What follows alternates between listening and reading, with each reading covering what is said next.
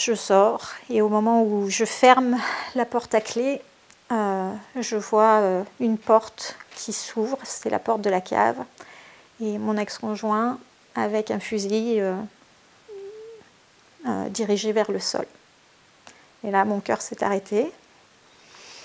J'ai laissé les clés sur la porte. C'est un détail qui est très important pour moi parce qu'il empêchait d'ouvrir de l'intérieur. Ce qui fait que si ma fille voulait sortir, c'était impossible. J'ai reculé et lui s'est retrouvé devant ma porte. Et on s'est retrouvés à 2 mètres, l'un en face de l'autre. Et il m'a juste dit une chose, c'est « ne crie pas ».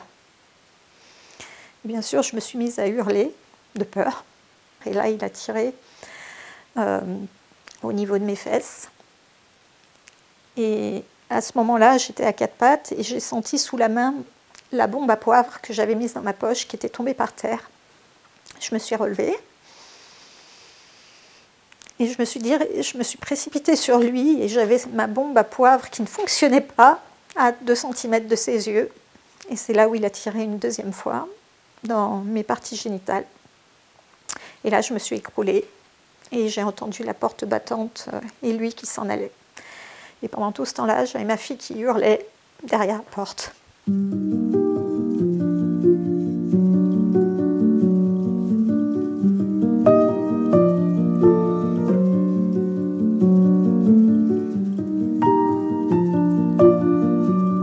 C'est pas normal qu'on soit laissé livrer à nous-mêmes, à nous dépêtrer, à nous faire croire qu'on exagère ou qu'on veut du mal à l'autre. Il y a une injustice pour toutes ces personnes qui n'arrivent pas à parler. C'est pour ça que j'ouvre ma bouche aujourd'hui.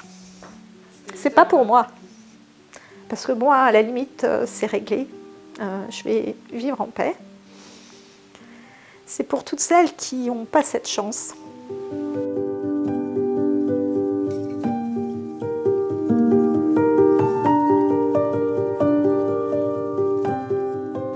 L'effet d'annonce des bracelets électroniques, des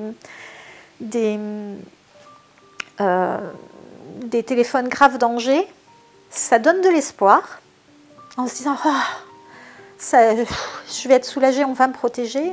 Et la réalité, ben non.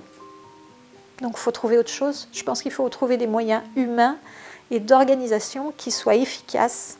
J'aurais eu le téléphone grave danger sur moi dans ce couloir, dans ce hall. J'aurais eu le temps d'appuyer, mais il aurait eu le temps de tirer 2 fois tout pareil. Donc, et encore, je ne sais même pas si j'aurais eu le temps de sortir le téléphone et d'appuyer. C'est des réflexes incroyables qu'il faut avoir. Enfin, à quoi ça sert ?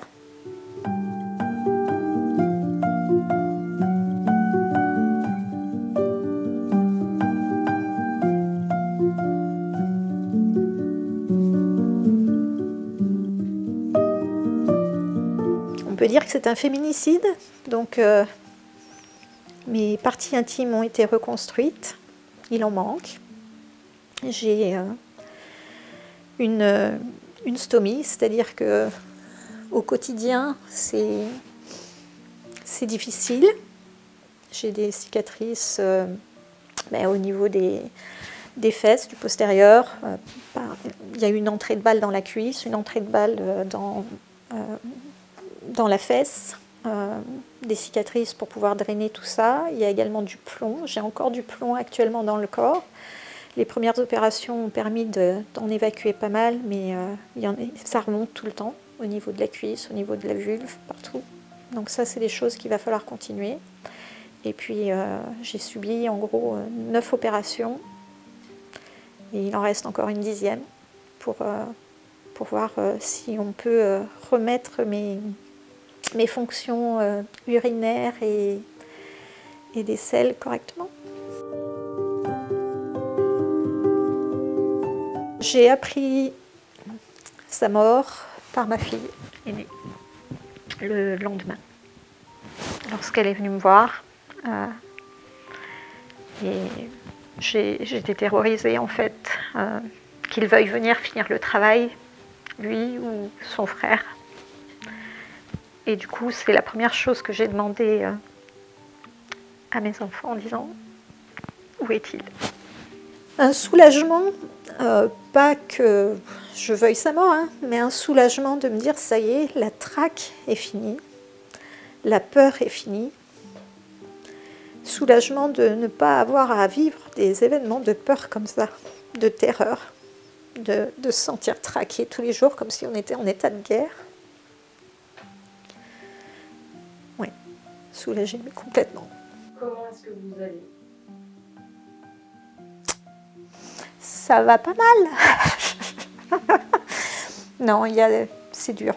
Je suis optimiste, je sais que ça ira mieux, il faut du temps, mais c'est pas facile tous les jours. Le fait de survivre, c'est de pouvoir remonter. Et du coup, là, moi, je me vois en train de remonter à mon rythme. Et j'essaye de pousser les enfants devant. Ça, c'est le survivre.